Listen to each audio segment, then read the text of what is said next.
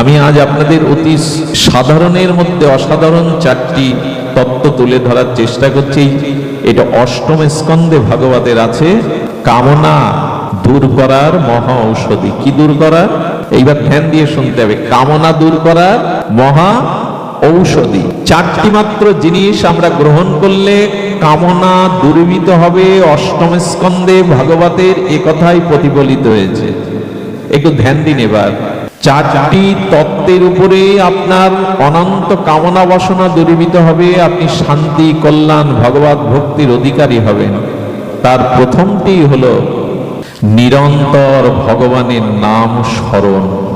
দেখুন, ভক্তি অবিচ্ছিন্ন তৈলধারাকেই ভক্তি বলে।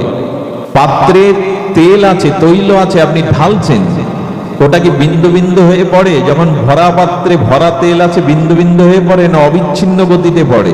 এমন ভজন মানে সকালে আহ্নিক করলাম 1 ঘন্টা, আর সারাদিন ভগবানের স্মরণ নেই, এর ভক্তি বলে না।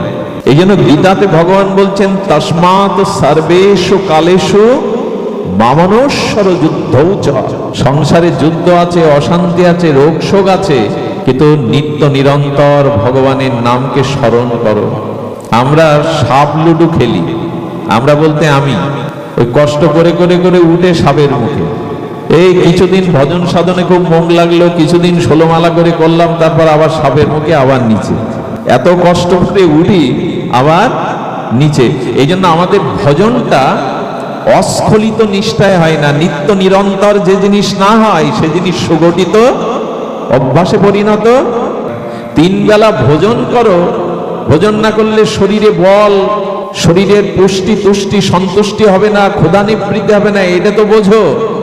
যদি তাই বুঝি, তাহলে নিত্য নিরন্তর ভগবানকে স্মরণ করবার কথা সমস্ত শাস্ত্রেই বলেছেন।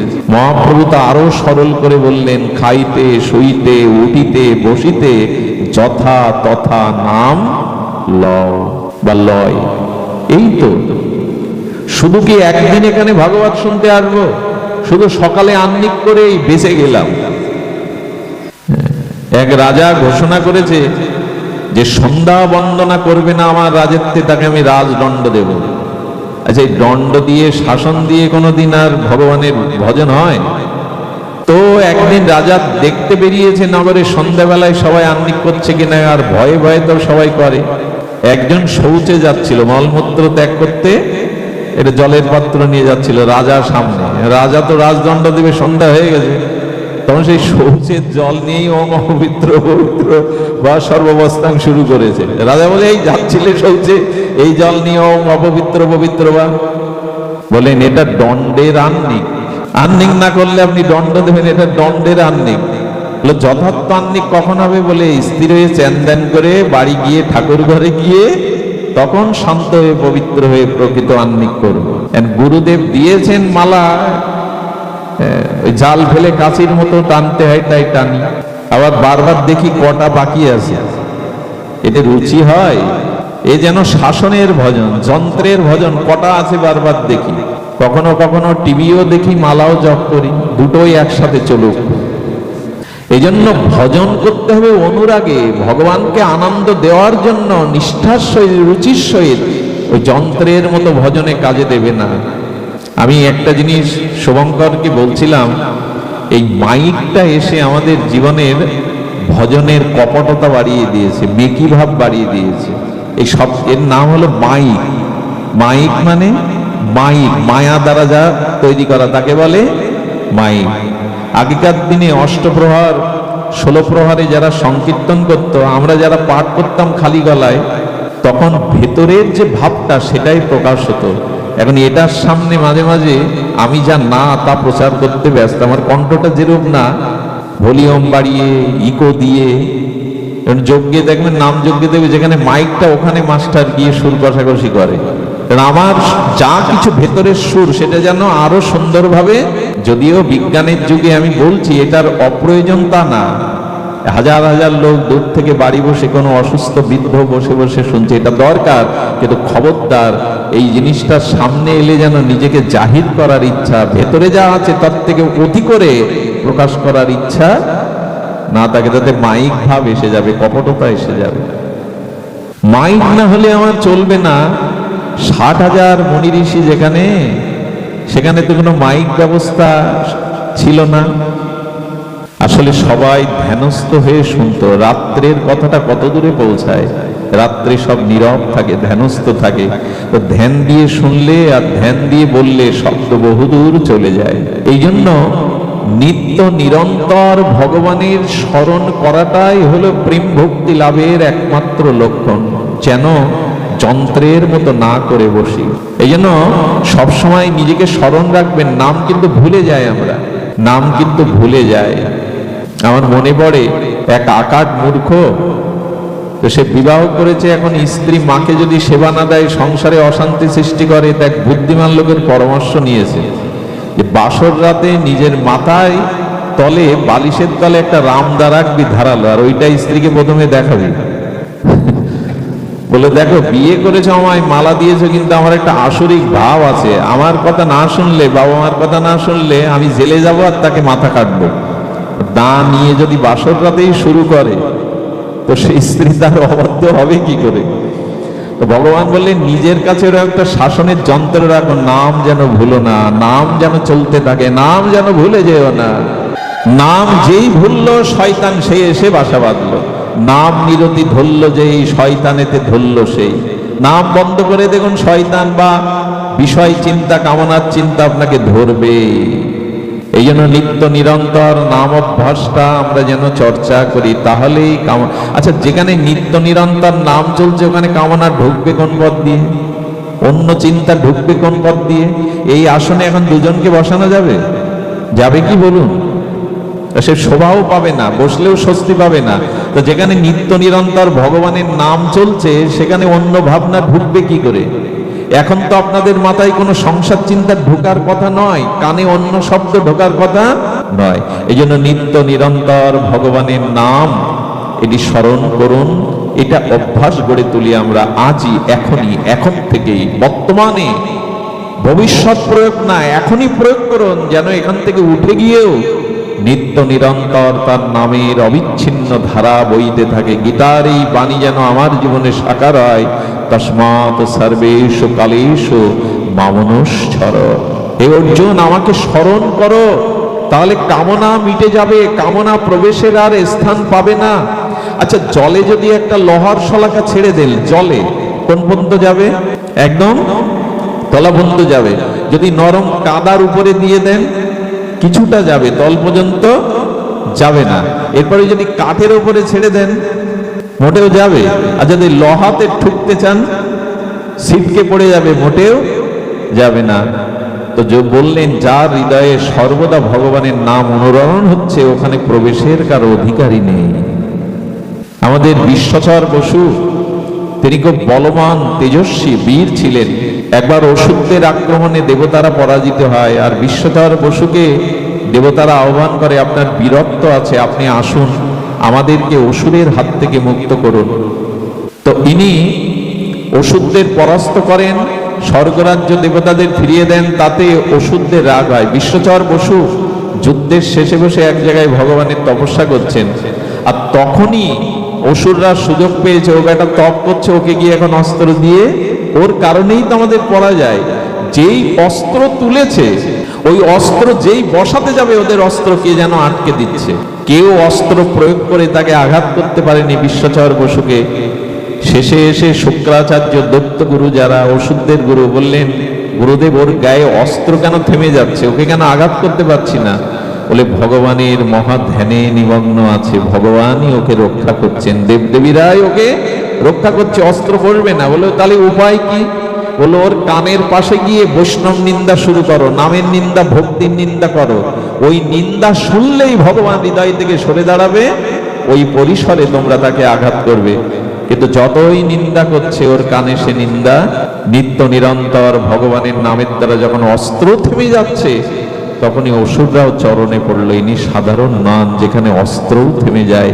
যার হৃদয়ে ভগবানের নিত্য নিরন্তর ভগবানের নাম ভক্তির ভাবনা প্রবাহ গঙ্গা বয়, সেখানে অস্ত্রও থেমে যায়, ক্ষতি করতে পারে না তার। এই জন্য ধ্রুবের মা নারদকে, দেবশ্রীবাদ নারদকে দেব বলছেন, আমার 5 বছরের ধ্রুব কি বেঁচে আছে? বাঘ, সিংহ, জীব জন্তু জঙ্গলের মধ্যে, বলে মা তোমার ধ্রুবকে রক্ষা করার জন্য দশভুজা দুর্গা, ভগবান শিব, ইন্দ্র সবাই রক্ষা করছে, কারণ সে ভগবানের ভজন করছে। খটাঙ্গ রাজা তিনি দেবতাদের পক্ষে যুদ্ধ করে অসুর পরাস্ত করলে দেবতারা বলেছিলেন আপনি আমাদের কাছে কিছু চান। রাজা খটাঙ্গ বলেছিল আপনারাই তো আমার সহযোগিতা নিয়ে যুদ্ধে জয়ী হলেন, আপনারা কি দেবেন? মুক্তি দিতে পারেন? বলে ওটা তো আমাদের হাতে নেই। বলে কৃষ্ণ দিতে পারেন? বলে ওটা তো আমরা কোনো কালেই পাইনি। বলে তাহলে কি দিতে পারেন? আমার হাত দেখুন, আমার আয়ু আর কতটা সময় আছে। বলেন আর মাত্র 1-2 দণ্ড আপনার আয়ু আছে। সঙ্গে বললেন আপনার একটা বিমান দিন যাতে আমি পৃথিবীতে তাড়াতাড়ি নামতে পারি। বলে মানুষ মরে গিয়ে স্বর্গে আসতে চায়, আর কয়েক দণ্ড পরে আপনার মৃত্যু, আপনি স্বর্গ থেকে পৃথিবীতে যাবেন কেন? এখানে থেকে যান। বলে স্বর্গে গোবিন্দ ভজন হয় না, এটা ভোগের জায়গা। আমি যদি এক মুহূর্ত গোবিন্দকে পৃথিবীর ধরাতে পড়ে ডাকতে পারি হা গোবিন্দ, আমি উদ্ধার হয়ে যাব। সময় তো আমাদেরও নেই। এই জন্য নিত্য নিরন্তর খেতে শুতে উঠতে বসতে নিত্য নিরন্তর ভগবানের নাম অবিচ্ছিন্ন তৈল ধারার ন্যায় যে সর্বদা জপ করে তার বাসনা প্রবেশের সুযোগই নাই। কামনা দূর করার দ্বিতীয় মন্ত্র সবার মধ্যে ভগবানকে দেখতে শুরু করুন। এগুলি ভাগবতেরই অষ্টম স্কন্ধের মূল প্রতিপাদ্য সাংকেতিক বিষয়, সূত্র, লীলা কথা, ভক্ত চরিত্র আছে, কিন্তু সবার মধ্যে আমাদের দোষ কি জানেন? আমাদের দোষ কি জানেন?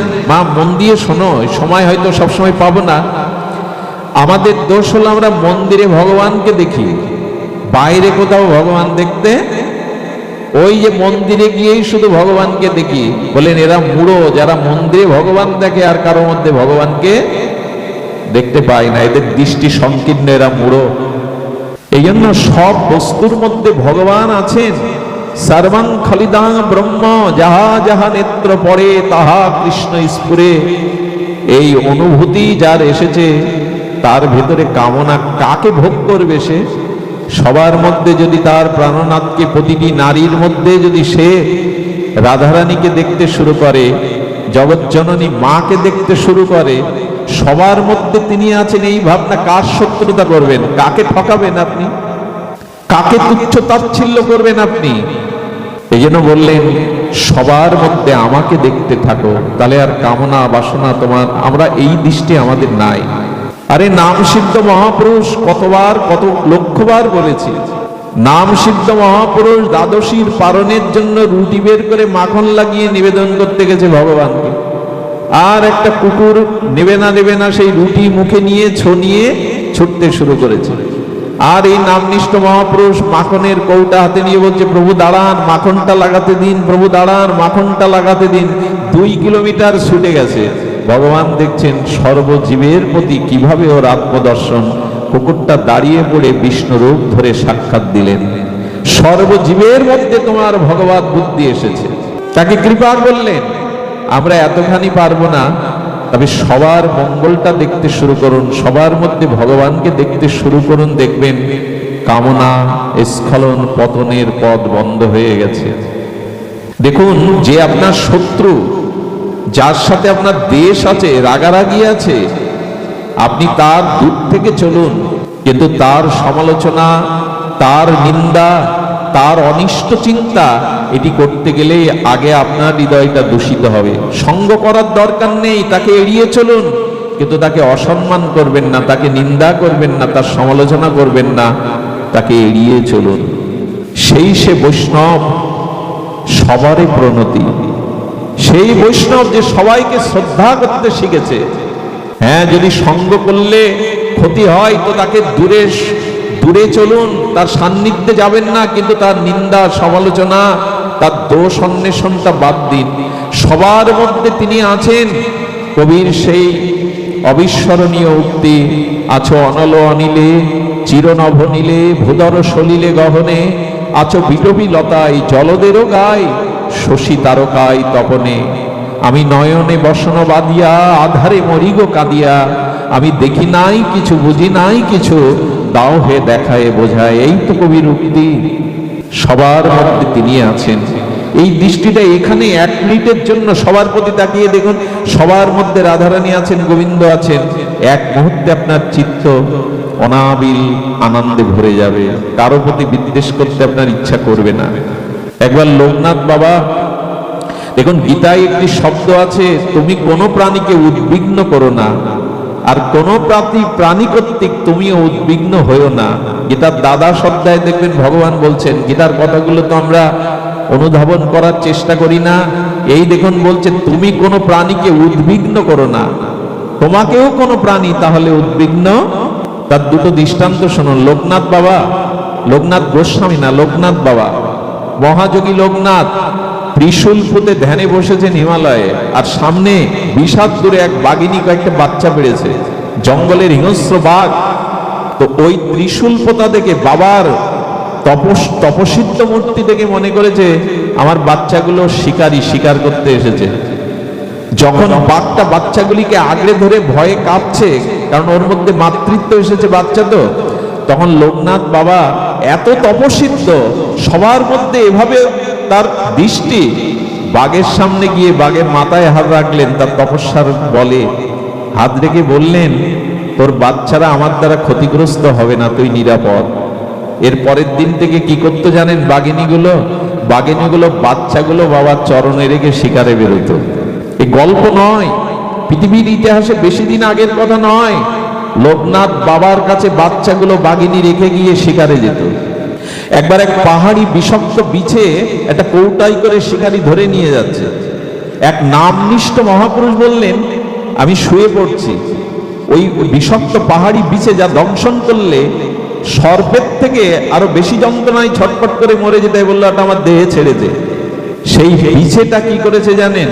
বিছেটা পাত থেকে ওই সাধু বাবার মাথার পায়ে ৩-৪ বার প্রদক্ষিণ করলো, কিন্তু একবারও দংশন করেনি। ওই শিকারী ওটা ওর মধ্যে পড়ার পরে বলছেন, এর রহস্য কি? আপনি কি মহাপুরুষ? বলেন, মহাপুরুষ না, ও আমাকে দংশন করেনি, কারণ হলো এই, আমি কোনো প্রাণীর প্রতি হিংসা করি না, তাই আমার অঙ্গ স্পর্শ করে ওর অনুভূতিতে এসেছে আমার ক্ষতি করবে না, এই জন্য ও আমার ক্ষতি করেনি। এসব কথাগুলি কথা নয়, উপলব্ধির বিষয়। আপনি কোনো প্রাণীর অশান্তি উদ্বেগ দেবেন না, অন্য প্রাণীর দ্বারাও আপনি কখনো উদ্বিগ্ন। কাউকে কাঁদালে আপনাকে কাঁদতে হবে, কাউকে উদ্বিগ্ন করলে, কারো সংসার ভাঙার চেষ্টা করলে আপনারও সংসার ভাঙার যন্ত্রণা নিতে হবে। কাঁদালে কাঁদিতে হয়, এ কথাটি মিথ্যা নয়। এক সাধু বাবা দেখছে একটা বিছে জলে পড়ে গেছে, বিষাক্ত বিছে। সাধু বাবা গিয়ে ওকে প্রাণে বাঁচানোর জন্য যেই হাত দিয়ে উপরে তুলেছে, তোলার সাথে সাথে হুল ফুটিয়ে দিয়েছে, ওনার আঙুল ফুলে গেছে। আচ্ছা, ওই বিছেটা আবার ভুল করে জলে পড়ে গেছে, বাবা আবার তুলেছে, আবার দংশন করেছে। তৃতীয়বার যখন আবার পড়ে গেছে, আবার তুলতে গিয়ে দংশনে রক্তাক্ত হয়ে আঙুল ফুলে গেছে। পাশ থেকে এক সাধারণ ব্যক্তি বলছেন, আপনি কি বোকা, মূর্খ? ও বারবার আপনার আঙুলে আঘাত করছে, ওকে আপনি আবার প্রাণে বাঁচাচ্ছেন। ওই যন্ত্রণাকাতর ব্যক্তিটি যন্ত্রণা সহ্য করে হাসি মুখে কি উত্তর দিয়েছিলেন জানেন? বিষের কাজ হলো আমাকে দংশন করা, ওর স্বভাব ছাড়িনি। আমি যতবার প্রাণে বাঁচিয়েছি ওর স্বভাব প্রয়োগ করেছে, দংশন করেছে, আর আমার কাজ হলো অন্য প্রাণীর হিত করা। আমি সাধু, আমার স্বভাব আমি কেন ছাড়বো? ও যদি ওর স্বভাব না ত্যাগ করে, আমি কেন আমার স্বভাব ত্যাগ করব? এসব কথা শ্রবণ করলেই চিত্ত শান্ত হয়। ও বিছে, ওকে কেউ উপকার করলেও ও কামড়াবে, ওটা ওর স্বভাব। আর আমার স্বভাব কেউ আঘাত করলেও কারো উপকার করা, পরের হিত করা। আমি কেন স্বভাব ছাড়বো ও যদি স্বভাব না ছাড়ে? এই হলো সাধুর ভাবনা। এই জন্য সবার মঙ্গল যে চাই, সবার মধ্যেই যে ভগবানকে উপলব্ধি করে, কাউকে যে উদ্বিগ্ন করে না, সে কেন উদ্বিগ্ন হবে? এই হলো কামনা দূর করার, বাসনা দূর করার, ভগবান পাওয়ার রাস্তা। এই রাস্তা ছাড়া ফাঁকি ঝুঁকি দিয়ে, অলিগলি দিয়ে, চোরাবালু দিয়ে পথে আসা যাবে না। এটাই হলো পথ।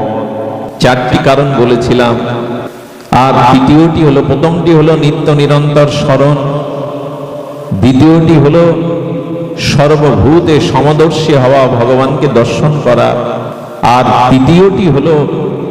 তৃতীয়টি হলো অবশ্যই সাধু সঙ্গ করা। এই কলিহত জীবের এই স্খলন পতনের যুগে একমাত্র সাধু সঙ্গ আমাদেরকে কল্যাণের পথ এনে দিতে পারে।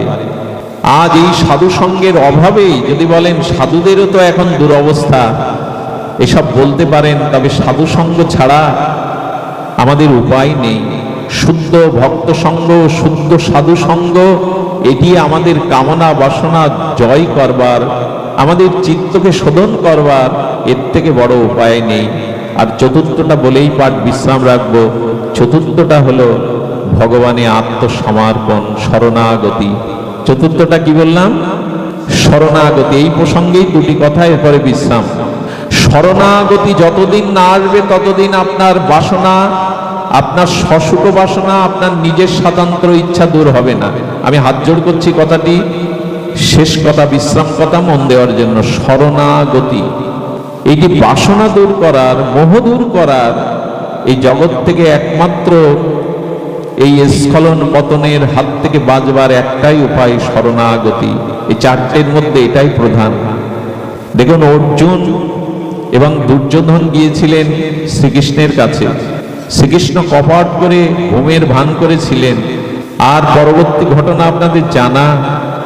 কৃষ্ণ ওঠার সাথে সাথে দুর্যোধন দাবি করে বসলো, সামনে কুরুক্ষেত্র, আপনি কার পক্ষ নেবেন?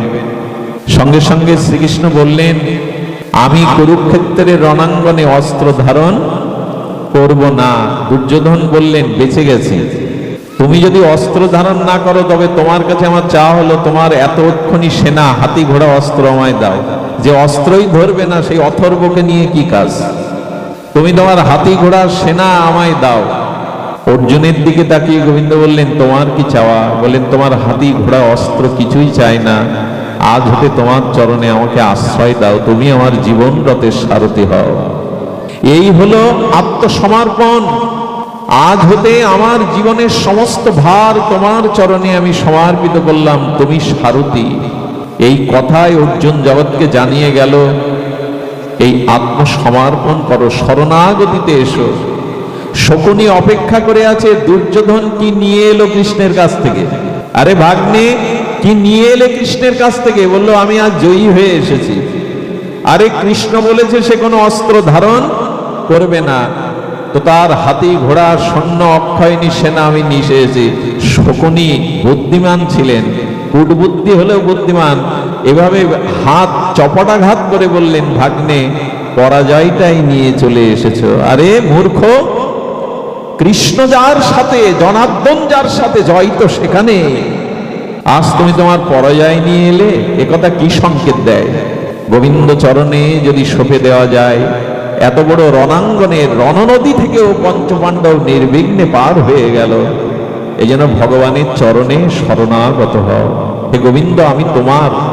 এই শরণাগতিতে তিনি রক্ষা করবেন। তিনি সমস্ত অশুভের হাত থেকে, অকল্যাণের হাত থেকে তিনি তোমাকে রক্ষা করবেন। এই জন্য শাস্ত্রে বলেছে, শরণাগতির অনন্য মহিমা। অন্য কোনো সাধন ভজন, ত্যাগ তিতিক্ষা বৈরাগ্য যদি তোমার না থাকে, তুমি গোবিন্দ চরণে শুধু শরণ নাও। যদি শরণাগতি আসে, তবে জীবনের সব প্রাপ্তি সেখানে। এই জন্য ভগবানের চরণে এক শরণাগতি আনে। মনে আছে আপনাদের, আমাদের এই ঢাকাতে সতীশচন্দ্র আর ব্রাহ্মণ, তিনি, স্ত্রী মারা গেছে, একটা ছেলে বিলেতে থাকে, তার মেয়েটার নাম গৌরী। ঢাকাতে থাকতেন সেই ব্রিটিশ আমলে। তার মেয়েটা রূপে গুণে অনন্যা, রূপের জ্যোতিতে চারিদিকে আলোকিত হয়। 14 বছর বয়স হয়ে গেছে।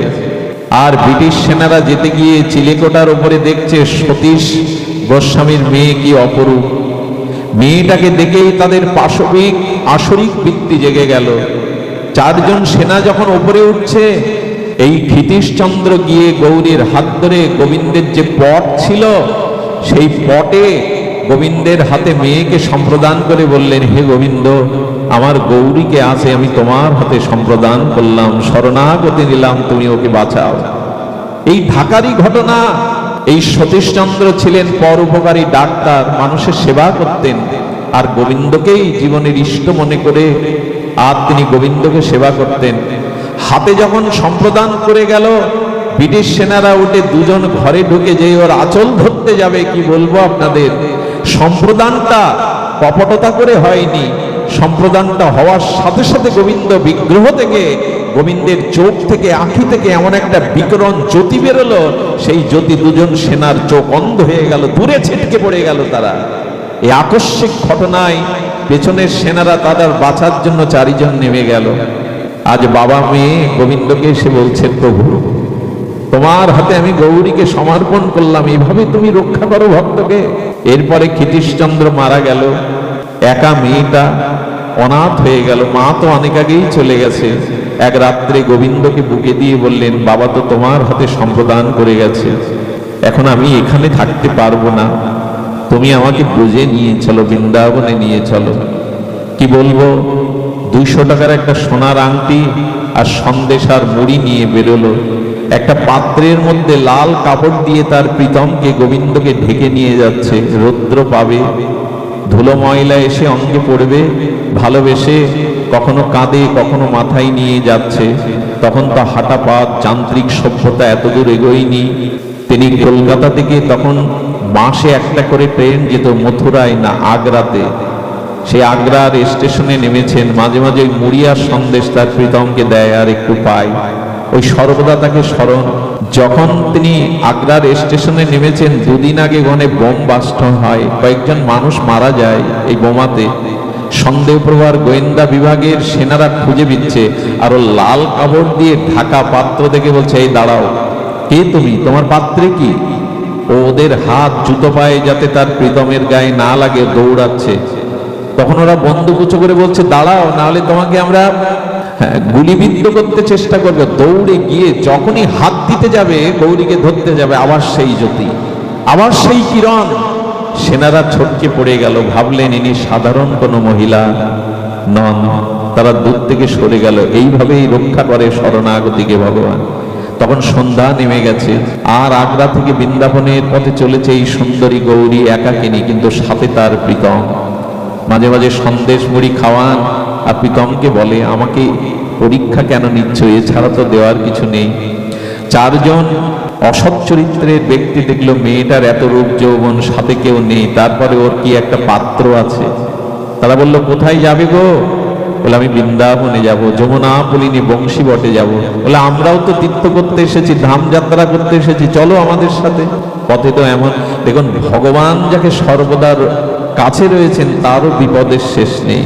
এই জন্য যখনই যে অবস্থা আসে ভগবানের কৃপা মনে করে মেনে নেবেন। ভগবান পাওয়ার পরে গৌরীর এই অবস্থা।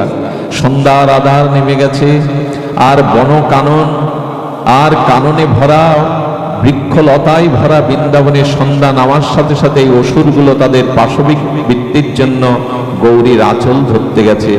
আবার সেই আলো, আবার সেই তারা দূরে ছিটকে পড়ল, অন্ধ হয়ে গেল। বারবার গৌরী বললে, তোমার শরণাগতি হলে তুমি এমন করে রক্ষা করো তাকে। যমুনার জলে নিয়ে গিয়ে মুড়ি সন্দেশ যেটুকু ছিল খাইয়ে নিজে একটু প্রসাদ পেয়ে গোয়ালিয়ার মন্দির আছে বৃন্দাবনে, এই গোয়ালিয়ার মন্দিরে তখন সিদ্ধ গৌরাঙ্গ বাবা ভাগবত পাঠ করছেন। শুনুন ঘটনাটা, শরণাগতিকে গোবিন্দ কিভাবে রক্ষা করেন। তো গৌরাঙ্গ বাবা ভাগবত পাঠ করছে চোখ বন্ধ করে। আমার মতো আপনাদের কাছে প্রশংসা পাওয়ার জন্য পাঠ করছে না, চোখ বন্ধ করে লীলা দর্শন করছে আর পাঠ করছে। পাঠ করতে করতে হঠাৎ বলে উঠেছে, গৌরী এসে বসেছে, উনি কিন্তু চোখ মেলে তাকাননি, অন্তর্দৃষ্টি দিয়ে বলছে, ও গৌরী, তোর প্রীতম যে ঘেমে গেল পাত্রের মধ্যে, বস্ত্রের মধ্যে যে ঘেমে গেল। যেই বলেছে, গৌরী কাপড় উঁচু করে দেখে গোবিন্দের বিগ্রহতে, পট বিগ্রহতে জর্জর করে ঘাম ঝরছে। গরমের দিন, আঁচল দিয়ে মুছিয়ে দিয়ে বাবার চরণে পড়লেন, বাবা আপনি কি করে বুঝতে পারলেন আমার বিগ্রহের? বলে, তোর বিগ্রহ তো সাক্ষাৎ বিগ্রহ রে, তুই শরণাগতিতে তাকে সমর্পণ করেছিস, তার কষ্ট হচ্ছিল। বাবা চরণে আশ্রয় দিন। দেখবেন ভগবান পাওয়ার পরেও গুরু কৃপা দরকার। ভগবান পাওয়াটা পাওয়া নয় যদি গুরু কৃপা না পান। আজকে গৌরী বললেন, বাবা চিরদিনের মতো চরণে আশ্রয় দিন, আপনার কৃপা ছাড়া তো ভজন হবে না। গৌরীকে যমুনায় স্নান করে এসে প্রভাতে দীক্ষা দিলেন, নির্দেশ দিলেন, আজ থেকে তোর ভজন প্রিয়া প্রীতমের, তুই তার প্রিয়া, গোবিন্দ তোর স্বামী, প্রিয় প্রিয়া প্রিয়ের যে মঞ্জুরি ভজন আমাদের গোপী ভজন, সেই ভজন দিলেন।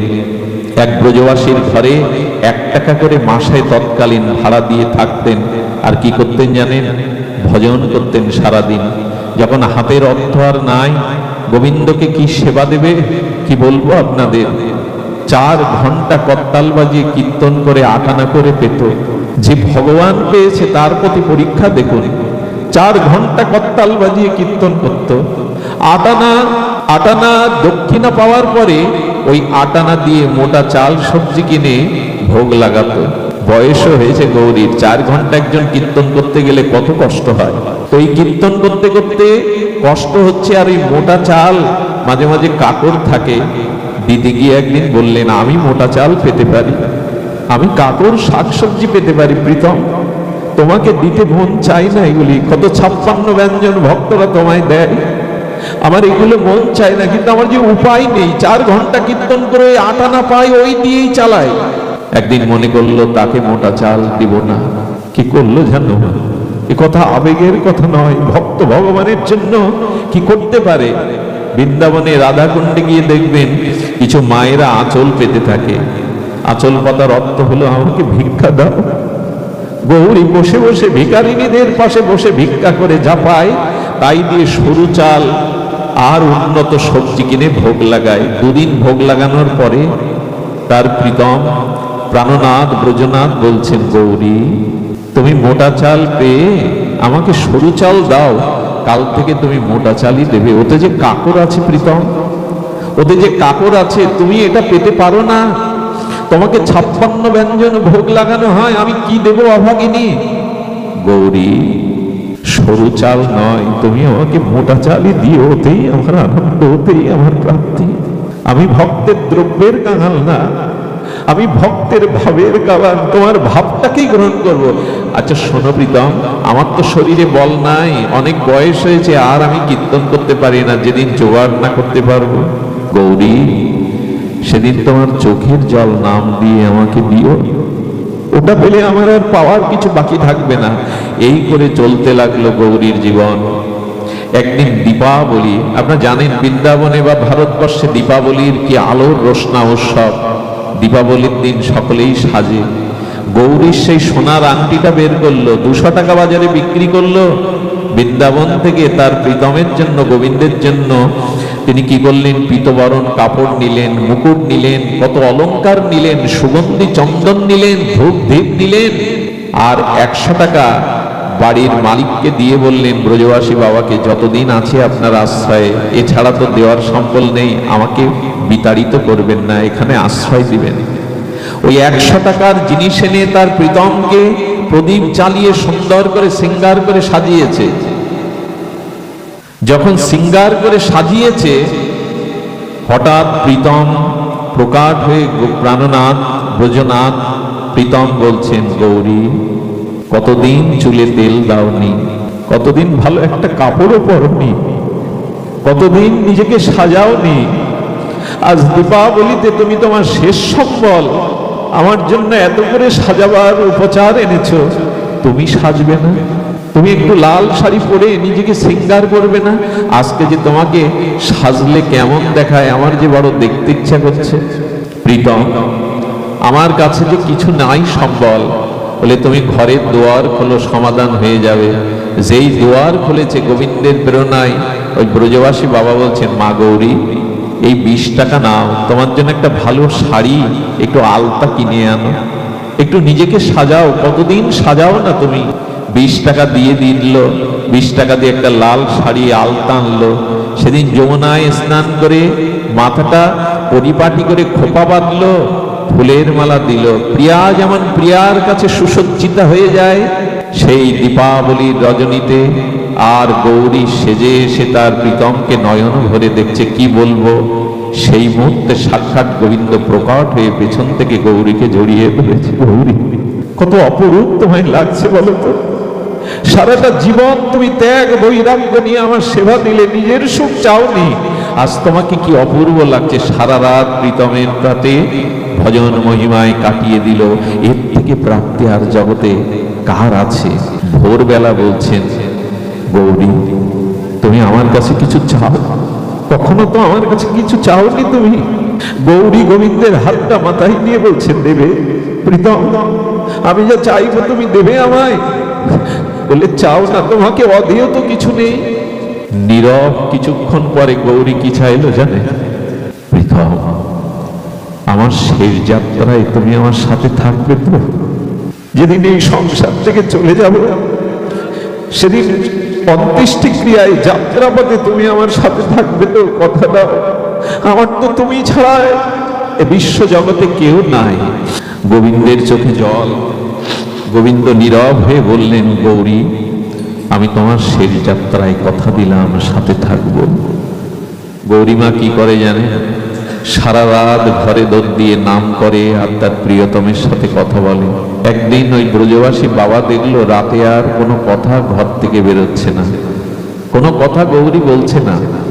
সকাল হয়ে গেছে, সূর্য উঠেছে, গৌরী দুয়ার খুলছে না। দরজা ভেঙে ব্রজবাসী বাবা যেটা দেখলো, আমার বর্ণনা করার ভাষা নেই। দেখছে পুরো ঘরটা দিব্য আলোয় ভরে গেছে, এক অপার্থিব দিব্য চিন্ময় গন্ধে ভরে আছে সমস্ত ঘরটা। আর তার প্রীতমকে বুকে নিয়ে চিরদিনের মতো তার প্রিয়তমের ঘরে ফিরে গেছে গৌরী। বুকে নিয়ে সেই দিব্য আলো, সেই সুগন্ধ বুঝতে পারলেন ব্রজবাসী বাবা। গৌরীকে গোবিন্দ নিজেই নিতে এসেছিল, নিজেই নিতে এসেছিল। গৌরীকে আর সাজিয়েছে, গৌরীকে আজ তিলমালা দিয়ে ফুলসজ্জায় সাজিয়ে যখন গৌরীকে চতুর্দোলাতে ব্রজবাসীরা নিয়ে যাচ্ছে যমুনার কূলে, হঠাৎ করে সামনে দিয়ে একটা রথ এলো। সেই ঘোড়ার রথে থেকে একজন সুদর্শন যুবক নামলো। যুবক লেবেই ব্রজবাসী বাবার কাঁধ থেকে গৌরীর চালিটা নিজের কাঁধে নিয়ে নিল। ব্রজবাসী বাবার চোখ ফিরে দেখছে, এত অপরূপ সুদর্শন দেখতে, কোথা থেকে রথ এলো, কে এমন করে এই চালিটা নিল? কিন্তু প্রশ্ন করার সাহস পাচ্ছে না। আজকে গৌরীকে কাঁধে নিয়ে প্রীতম কি বলছে জানেন? এই দেখো গৌরী, আমি তোমার শেষ যাত্রায় সাথী হয়েছি, তুমি আমার কাঁধে। ভগবান ভক্তের সবকিছু বহন করেন, আর চালি ধরে গোবিন্দ ব্রজনাথ গৌরীকে নিয়ে যাচ্ছেন শেষ যাত্রায়। এই ভাগ্য কজনার হয় গো? স্বয়ং ভগবান ভক্তকে কাঁধে নিয়েছে। যেমন হরিদাসের দেহটা প্রভু তুলে নিয়েছিলেন, হরিদাসের নিতর দেহটা মহাপ্রভু তুলে নিয়েছিলেন। হরিদাসকে চুম্বন করছেন, মহাপ্রভু আদর করছেন। আজ ভক্তের দেহটা ভগবান, মরা ব্যক্তিকে স্পর্শ করলে মানুষ স্নান করে, প্রভু হরিদাসের দেহ তুলে প্রেমাবিষ্ট হয়ে চুম্বন করছেন, আদর করছেন। হরিদাসের চরণ ধুলি প্রভু তার গায়ে লাগাচ্ছেন। এই ভালোবাসা ভক্তকে ছাড়া, ভগবান ছাড়া কি ভালোবাসবে? হরিদাসের তনু প্রভু কোলেতে উঠাইয়া অঙ্গনে নাচেন প্রভু প্রেমাবিষ্ট হইয়া। হরিদাসের চরণ প্রভুর গায়ে লাগছে, ধুলি গায়ে লাগছে। আর মহাপ্রভু কি বলছে জানেন? হরিদাস, আজকে তো আর বাধা দিতে পারবে না। আমি যখনই তোমাকে আলিঙ্গন করতে গেছি, তুমি পামর ভেবে, নিচু ভেবে, অধম ভেবে পিছিয়ে গেছো। আজকে তো আমায় বাধা দিতে পারবে না হরিদাস। আজ গৌরীকে কাঁধে করে যমুনার কূলে নিয়ে গেলেন। আজ গোবিন্দ তার প্রীতম ব্রজনাথ নিজেই গৌরীকে স্নান করালেন, চন্দন মাখালেন।